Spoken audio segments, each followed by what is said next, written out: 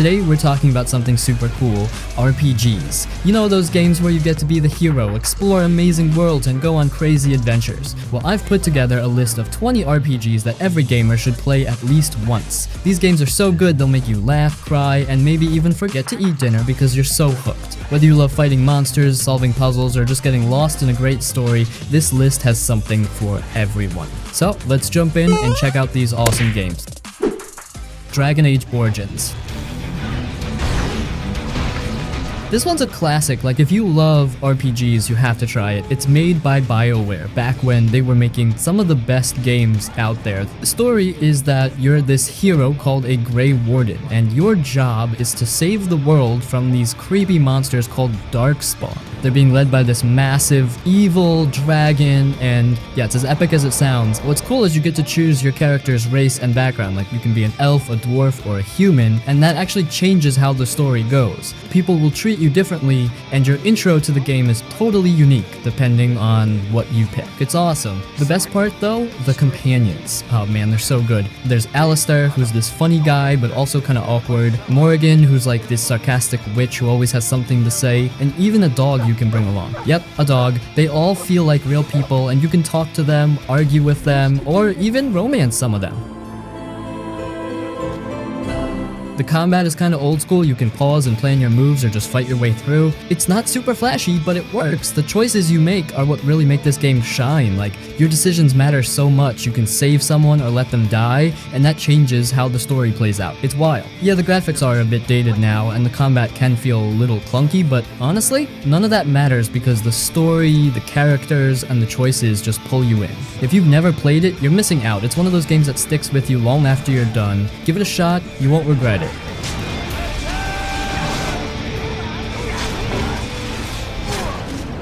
Wasteland 3. If you like RPGs with tons of freedom and crazy decisions, this is your game. It's set in a post-apocalyptic Colorado that's cold, snowy, and absolutely chaotic. You play as the last survivors of this group called the Desert Rangers, and your job is to save your people by working with or against some pretty shady factions. What makes Wasteland 3 so cool is how much control you have over everything. You're constantly making choices, and they're not just like pick A or B. It's messy. You'll make deals, betray people, and decide who lives and dies, and all of it changes how the game plays out. Like, you might work with a faction and later on they turn around and stab you in the back, or maybe you do that to them. It's nuts. The characters are a big highlight too. Your squad is fully customizable. You pick their skills, their looks, even their quirks, like being a total psycho or having amazing luck. Plus, you meet all these weird, unforgettable NPCs. There's one mission with a cult that worships Ronald Reagan. Yes, you read that right. It's hilarious and kinda terrifying at the same time. Communist. Communist. Communist. The combat is turn-based, so you have to think through every move. Do you take cover, go for a risky shot, or use one of your squad's crazy abilities? It's super satisfying when you pull off a perfect strategy. Oh, and you can play co-op too, so you and a friend can mess up the world together. If you love RPGs with deep choices, wild characters, and a world that feels alive and absolutely insane, Wasteland 3 is 100% worth playing. It's like Fallout's scrappy, chaotic cousin, and honestly, it's awesome. Give it a shot, you'll have a blast.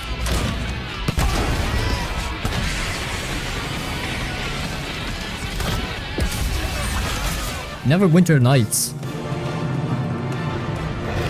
This is like the granddaddy of RPGs, if you're into that old school Dungeons and Dragons kind of vibe. Released way back in 2002 by BioWare. This game was the thing for people who loved deep stories and full-on customization. The story kicks off in the city of Neverwinter, obviously, and things are not great. There's this horrible plague, shady political stuff going on, and all kinds of monsters just waiting to ruin your day. You play as a custom character, so you pick everything. Your class, race, abilities, all that good stuff. Want to be a sneaky rogue? Cool. A fireball throwing wizard? Go for it. You make the hero you want to be, and it's so satisfying. The gameplay is classic RPG with real-time combat where you can pause and plan your moves. It's based on D&D rules, so if you're into rolling dice and calculating stats, this game will make you feel right at home. But don't worry, even if you're not a D&D expert, the game eases you into it.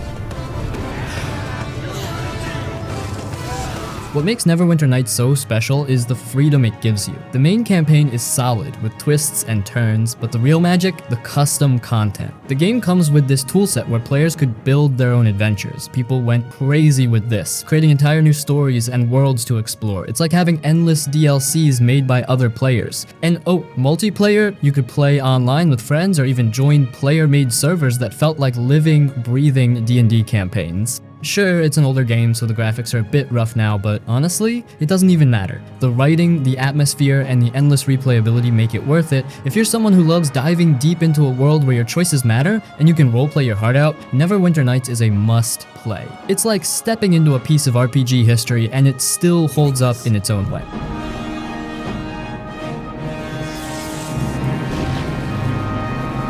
The Tyranny.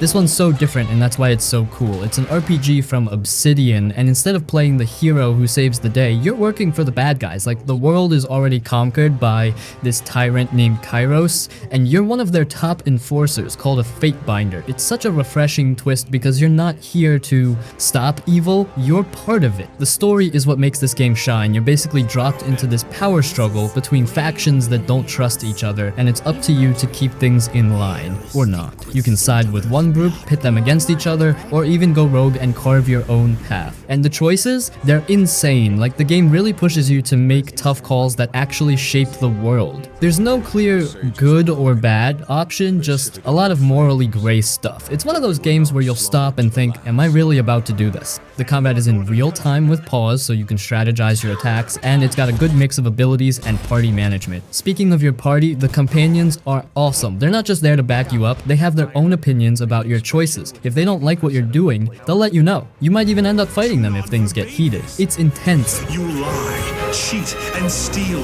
twisting everything around you for your bottomless ambition. What's really cool is the setting. It's not your typical medieval fantasy world. It feels darker and more brutal, like everything is designed to remind you that Kairos is in control. The magic system is super unique too. You can create your own spells by combining different runes, which gives you so much freedom to play how you want. If you're tired of games where you're the shiny hero and want something darker and more complex, Tyranny is perfect. It's not super long, but the replayability is off the charts because of all the different choices you can make. It's one of those games that sticks with you because it's just so bold and different. Definitely give it a shot. As the final conquest draws near, Disco Elysium. This was really good work. Disco Elysium. Where do I even start? This game is not like anything else out there. It's an RPG, sure, but there's no combat, no swords, no magic. It's all about the choices you make and how you deal with the mess that is your character's life. And trust me, it's a mess. You play as a detective who wakes up in a trash hotel room with no memory of who he is or what he's doing there. All you know is there's a murder to solve. But the real mystery? It's you. Like, you're piecing yourself back together while trying to figure out what's going on in this gritty, broken down city called Revachol. It's got this bleak, almost depressing vibe, but man, the writing makes it feel so alive. And that's the thing, the writing is phenomenal. Every line feels like it was written by a poet or someone who's just way too good at their job. The game throws you into these deep, weird, and sometimes hilarious conversations with people, and the dialogue options, oh, they're wild. You can be super smart, a complete idiot, or just the most chaotic person ever. The game doesn't hold your hand, and it's not afraid to let you fail in spectacular ways.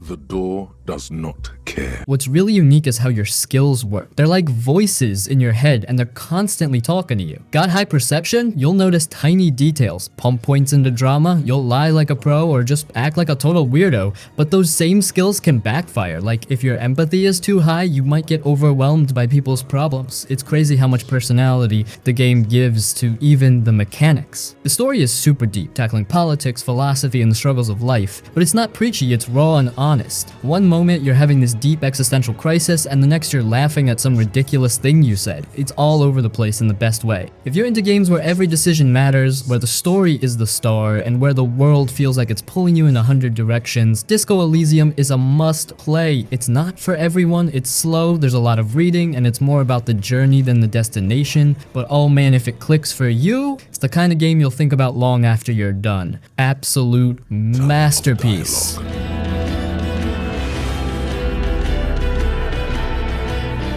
The Witcher 3 Wild Hunt.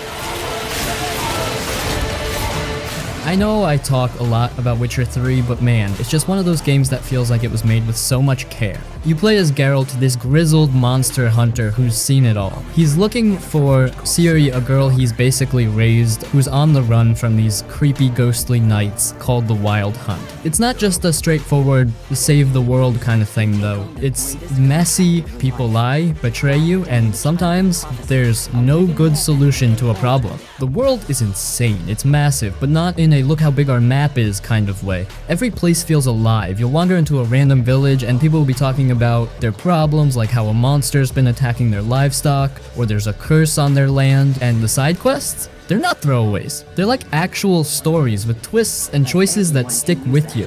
One minute you're helping someone, and the next you're realizing you might have made everything worse. It's that kind of game. The combat's good, nothing groundbreaking, but it makes you think. You've got to prep for big fights, like reading up on monsters and using the right tools. It's not just about charging in. Oh, and you've got magic too. Not crazy overpowered stuff, but just enough to feel useful in a fight. The best part though is the characters. Geralt is this no-nonsense guy, but he's not some boring tough dude. He's got a dry sense of humor, and you can tell he cares about the people around him, even if he pretends not to. Then there's Ciri, who's strong but still feels human, and Yennefer, who's complicated in the best way. Even the smaller characters, like the Bloody Baron, have these moments where you're like, wow, this is heavy. It's a long game, and yeah, it can feel a bit overwhelming at times with all the quests and stuff, but it's worth it. It's not perfect, but it's one of those games where once you're done, you'll think about it for a long time after. If you like RPGs and stories with actual depth, you should check it out. It's really something special.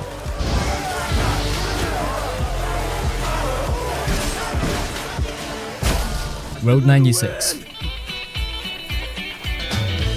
This one's different. It's not your usual RPG, it's more like an interactive road trip where every choice you make shapes the journey. You're playing as a runaway teenager trying to escape a fictional country that's teetering on the edge of chaos. The goal? Cross the border to freedom, but how you get there? That's entirely up to you. The whole game is split into these little stories, almost like episodes, and you meet all these random people along the way. Some are friendly, some are sketchy, and some are just straight up weird. You might hitchhike with a trucker, stumble into a convenience store robbery, or end up chatting politics with someone who has very strong opinions. Every character feels unique, and you slowly piece together their stories as you play. It's cool how the game makes you care about these strangers you just met. The choices you make are the core of the game. Like, do you help someone in trouble or keep moving because you don't want to risk getting caught? Do you spend your last few bucks on food or save it for a bus ticket? The decisions can feel small in the moment, but they add up and affect how the story plays out. And it's not just about you. There's this bigger political backdrop, and your actions can even influence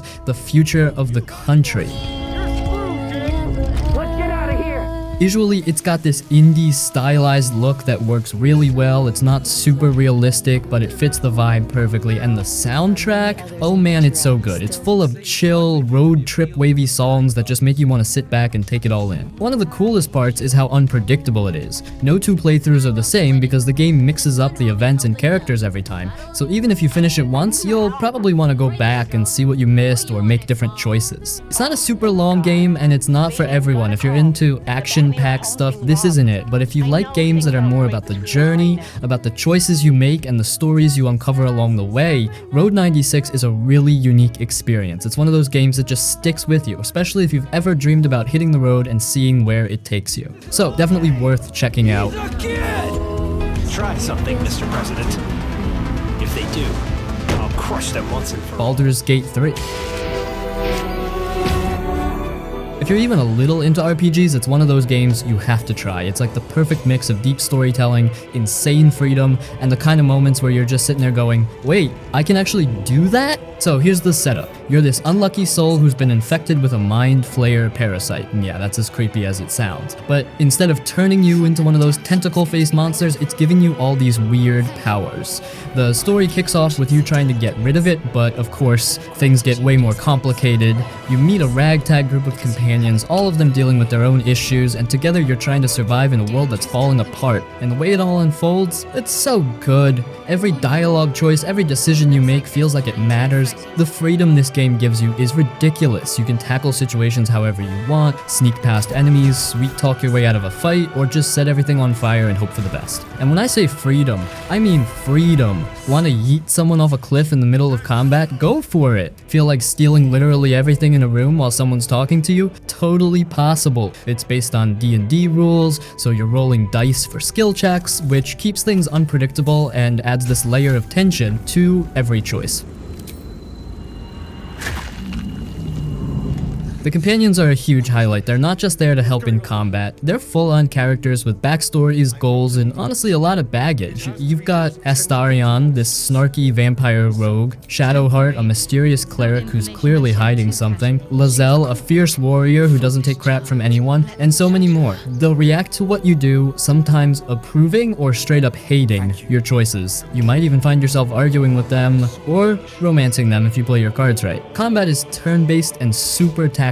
It's not just about hitting stuff. You've got to think about positioning, spells, and terrain. Like, you can shove enemies into pits, light oil on fire, or use the environment in all kinds of clever ways. It's one of those systems where every fight feels different and it's just so satisfying when your plan works perfectly, or hilariously backfires. And oh man, the world. It's massive, full of secrets, and absolutely gorgeous. You've got dungeons, sprawling cities, eerie forests. It's all so detailed.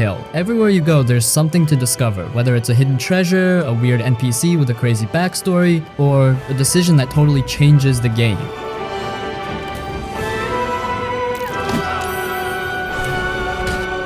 Final Fantasy VII Remake. Alright, so Final Fantasy VII Remake. It's like stepping into a blockbuster movie, but you get to control the action. You're Cloud, this ex-soldier with a giant sword and a ton of emotional baggage, and you're thrown into this gritty industrial city called Midgar. Shinra, this corrupt company, is sucking the life out of the planet, literally, and you're part of this scrappy resistance group trying to stop them. Simple setup, right? But it gets deep fast. The thing about this game is how much heart it has. The characters feel so real, like people you'd actually want to hang out with or protect at all costs. Cloud's all moody and distant at first, but you see these little cracks where his emotions peek through. Then there's Tifa, who's strong and supportive, but clearly wrestling with her own fears. Barrett's loud and over the top, but he's got this softer side when it comes to his daughter. And Aerith? Oh man, she's this mix of sweet and tough. You just know she's hiding something big. The combat is, well, again, it's not your typical RPG. It's fast and flashy, but you also have to pause and think about what to do next, like whether to heal, use magic, or go all out with a crazy special move. It's a mix of action and strategy, and it feels so good when you pull off a perfect combo. And the bosses, they're huge, over-the-top battles where you're constantly on your toes. Avalanche ain't Buta or anybody.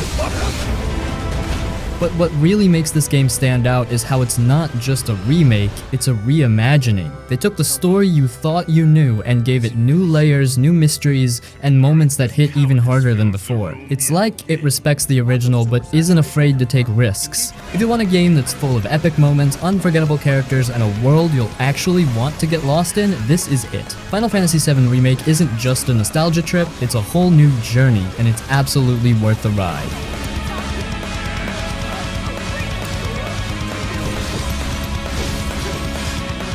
Fallout New Vegas.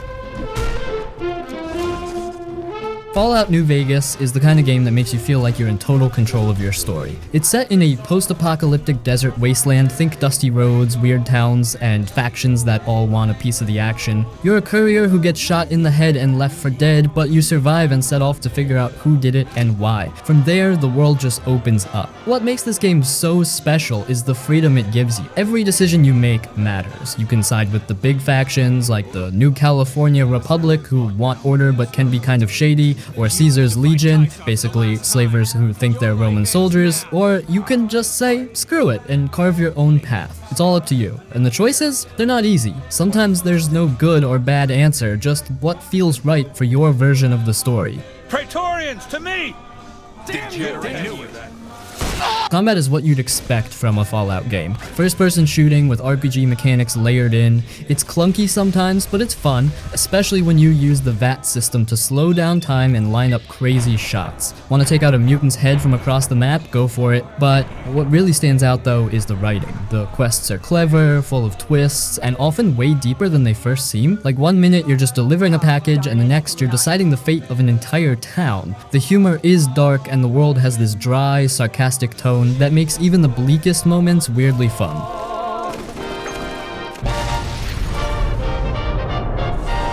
Persona 5.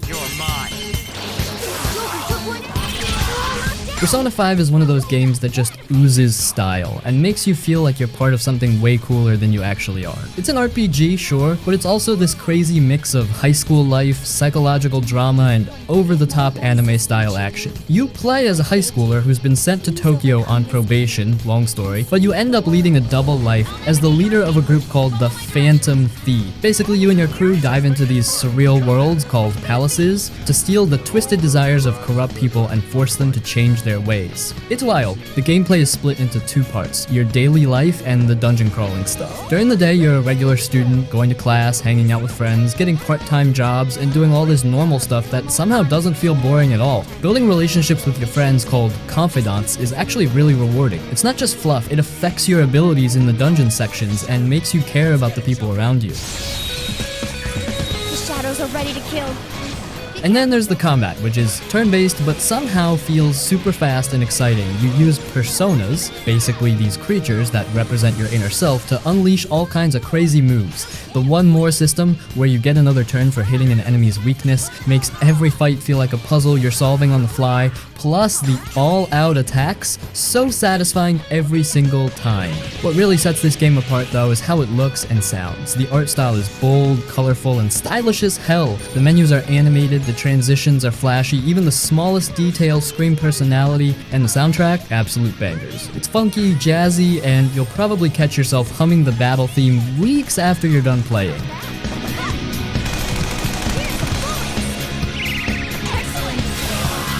Mass Effect 2. Mass Effect 2 is one of those games that makes you feel like a true badass commander while also stressing you out about every decision you make.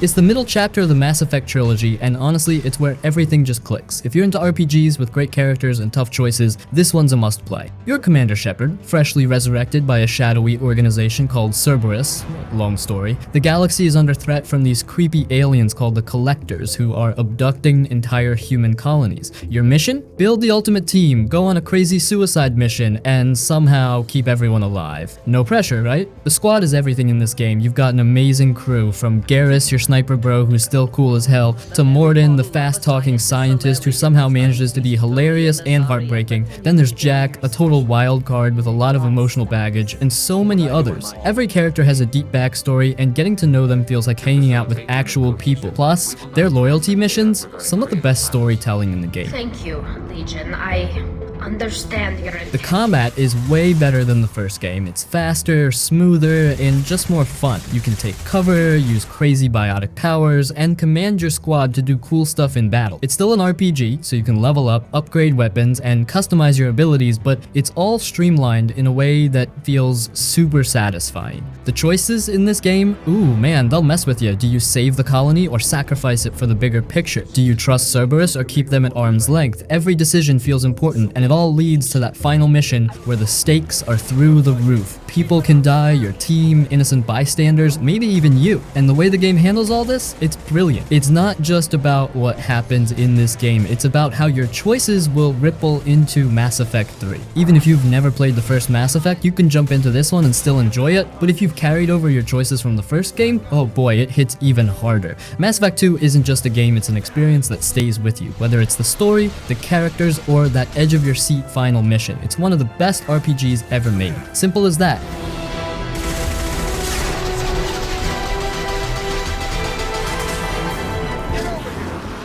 Vampire the Masquerade Bloodlines. Vampire: The Masquerade Bloodlines throws you into a dark, gritty version of Los Angeles where vampires secretly run the show. You're newly turned and forced into this hidden world full of politics, betrayal, and strange characters. It's all about surviving, making alliances, and figuring out where you fit in this chaotic vampire society. The game lets you pick a vampire clan, and that choice changes everything. If you're charming, you can talk your way through problems. If you're a brute, you can smash your way forward. If you're Nosferatu, you're so creepy you have to stick to the shadows. The world reacts to you in ways that feel natural, which makes every playthrough feel different. The quests are where the game shines. They're weird, unpredictable, and often a little creepy. One moment you're exploring a haunted mansion, and the next you're sneaking through sewers to avoid being spotted. There's always something memorable around the corner. The combat and controls can be a little clunky, but the storytelling, atmosphere, and freedom to play your way more than make up for it. The game's dark streets, neon-lit clubs, and eerie music create a vibe you won't forget. It's not perfect, it had bugs when it launched, but fan patches fix most of that. If you're into RPGs that focus on story, choices, and a really unique setting, this one's worth a shot. Just don't expect it to hold your hand.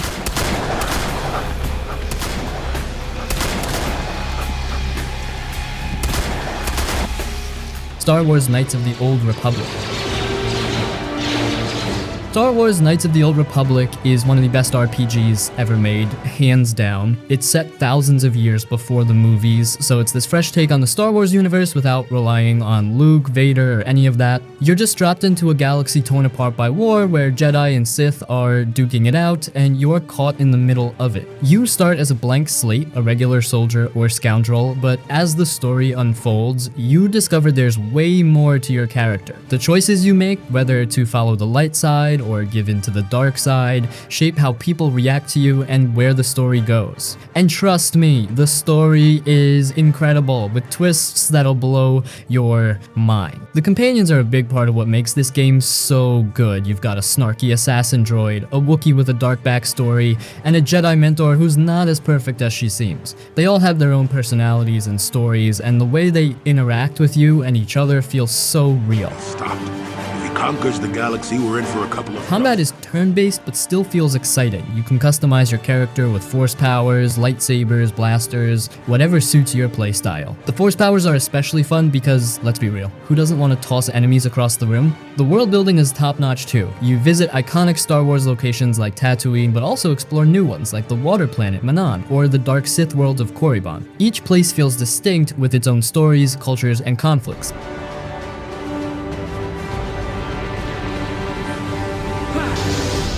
The Undertale. Undertale is one of those games that feels small and simple at first, but it hits way harder than you'd expect. You're this little kid who falls into the underground, a world full of quirky monsters, and your goal is to make it out. But the twist? You don't have to fight anyone. You can talk, flirt, or even make friends with your enemies instead. The gameplay is super unique. It's kind of like an old school RPG, but when you're in a fight, it switches to this bullet hell minigame where you dodge attacks. It's weird but fun, and every battle feels different because the monsters all have their own personalities and attack. The real magic, though, is in the story and the choices you make. The game remembers what you do, like everything. Whether you spare or kill someone changes how the world reacts to you, and let's just say if you take the wrong path, the game makes you feel it hard. But if you're kind, the story becomes something really heartfelt and uplifting. The characters are unforgettable. There's Papyrus, this goofy skeleton who's trying way too hard to be cool, Sans, his chill, pun-loving brother, and Undyne, this fierce warrior who's way tougher than she looks. Everyone is weird, funny, and strangely relatable.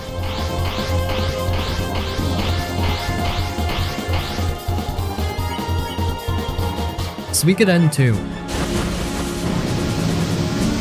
In Suikoden 2, the story revolves around two childhood friends, Ryo and Joey, who get caught in the middle of a brutal war between kingdoms. What makes it so special is how personal it feels. It's not just about saving the world, it's about betrayal, loyalty, and the tough choices you make along the way. The emotional beats hit hard, especially with the dynamic between Ryo and Joey as their paths start to split. One of the coolest things is how big and alive the world feels. You can recruit over 100 characters to your army, yep, 100, and they're not just random filler. Each one has their own little backstory and personality. Some join right away, others take a bit of convincing, and seeing your castle grow as you bring more people in is so satisfying. Combat is straightforward but fun, it's turn-based, and you can bring 6 characters into battle at once. Plus, there are these special unite attacks where certain characters can team up for powerful moves. There are also big army battles and one-on-one duels that mix things up and make the stakes feel even higher.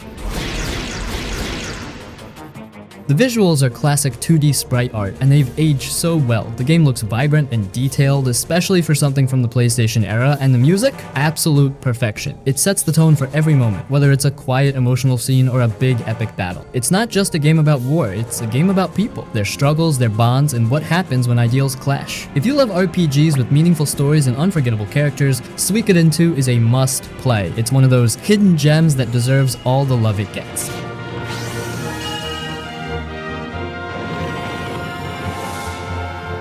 The EarthBound. EarthBound is one of the quirkiest and most charming RPGs you'll ever play. It's not about knights, dragons, or saving some mystical kingdom. It's about a group of kids saving the world from an alien threat. But instead of castles and swords, you're exploring modern towns, battling weird enemies like evil hippies and possessed stop signs, and using baseball bats and yo-yos as weapons. You play as Ness, a kid from a quiet town who's suddenly told by a bee from the future, yeah, it's that kind of game, that he's destined to save the world. Along the way, you team up with a genius inventor, a psychic girl, and a kid with a bazooka. The story feels lighthearted most of the time, but it sneaks in these surprisingly deep and emotional moments that hit hard. The combat is pretty classic turn-based RPG stuff, but with a twist. Instead of swords and spells, you're using things like frying pans and bottle rockets. There's also this cool rolling health system where your HP ticks down instead of dropping instantly, so you can save yourself in clutch moments if you're fast enough.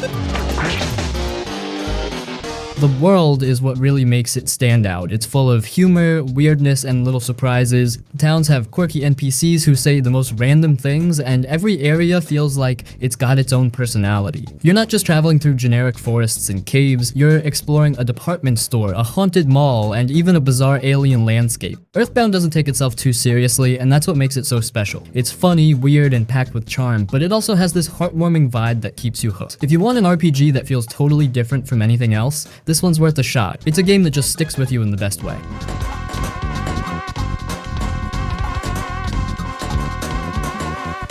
Divinity Original Sin 2. Divinity Original Sin 2 is like stepping into a giant living tabletop RPG. It gives you so much freedom that it almost feels overwhelming at first, but once you get the hang of it, you're hooked. You start as a Saucer, a magic user who's been imprisoned for their powers, and you're tossed into a world where everyone seems to have their own agenda. From there, it's up to you how things play out. What sets this game apart is how much choice you have. You can create your own custom character or pick one of the pre-made ones, each with their own backstory and personal goals. These origin characters are super detailed, like Losi, who's dealing with a literal demon inside her, or Beast, a dwarf with a grudge against a mad queen. If you pick one, you'll experience their story firsthand, but if you don't, they can join your party, so you still get to know them. The combat is turn-based and it's a total brain workout. Positioning matters, the environment matters, and your skills matter. You can set the ground on fire, electrify puddles, or even poison your enemies, then use those effects to your advantage. Every fight feels like a puzzle, and it's so satisfying when your strategy works.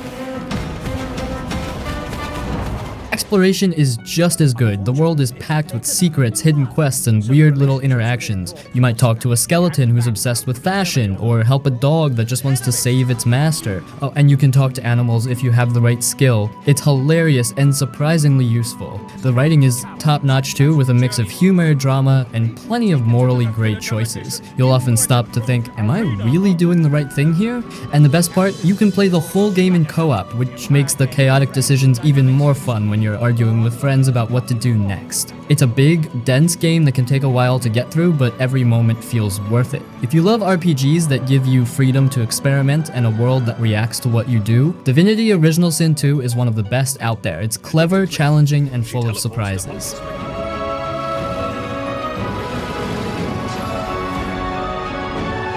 Gothic 2. Know what fate. Gothic is set in a gritty medieval world where everything feels dangerous and you're just a regular guy trying to survive and find your place in it. No chosen one nonsense, just you, a big world, and a lot of tough decisions. The story picks up after the first game, but you don't need to have played it to enjoy this one. You're a nameless hero recovering from the events of the first game, and you're thrown into a new crisis involving dragons, magic, and warring factions. The game doesn't force you down a set path. You can join different groups like the militia, the mercenaries, or the fire mages, and each one has its own vibe and storylines. Your choices actually matter and change how things play out. The world is the real star here. It's not massive by today's standards, but it's packed with detail. Every corner has something to find, whether it's hidden loot, a dangerous monster, or a side quest. NPCs feel alive too. They have routines, react to what you do, and won't hesitate to tell you off if you're being a jerk or straight up attack you. With the help of the soldiers and the magicians who live around here. Combat is challenging but satisfying once you get the hang of it. It's all about timing and positioning, and in the early game, even fighting a wolf can feel like a life or death situation, but as you get stronger, you really feel the progress, and it's so satisfying to come back and wreck enemies that used to destroy you. The atmosphere is incredible, with a gritty, grounded feel that makes the world seem real. The music adds to it, switching between calm and tense depending on where you are, and it nails the medieval vibe perfectly. If you like RPGs that challenge you and make you work for every victory, Gothic 2 is an absolute gem. It's rough around the edges, but that's part of its charm. It's the kind of game where you feel like you've earned every bit of progress, and that makes it unforgettable.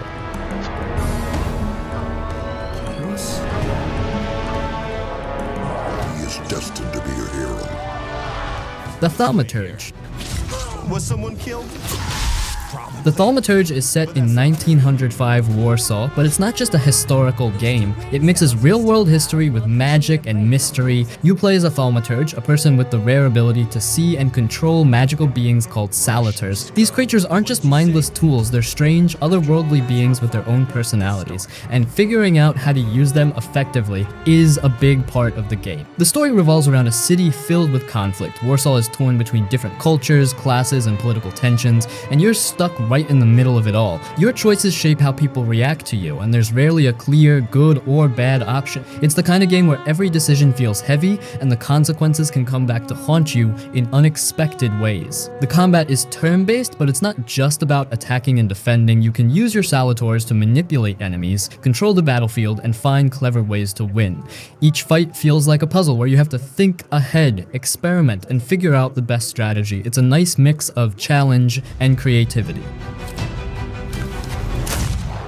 The world itself is dark and atmospheric. Warsaw feels alive, with busy streets, shady back alleys, and characters who all seem to have their own problems and stories. There's a lot of talking and investigating, and it's through these moments that you uncover more about the world, the magic, and the people around you. The mix of history and supernatural elements gives the game a unique feel that you don't see very often. If you're looking for an RPG that focuses on story, tough choices, and a bit of magic, the Thaumaturge is worth checking out. It's not an action-packed game, it's slower and more thoughtful, but it's full of mystery, depth, and a world that really pulls you in. It's the kind of game that keeps you thinking about your choices even after you stop playing. Now our journey is really beginning. Just remember. Show me what you got. What you got there? What you got, huh? Show me what you got.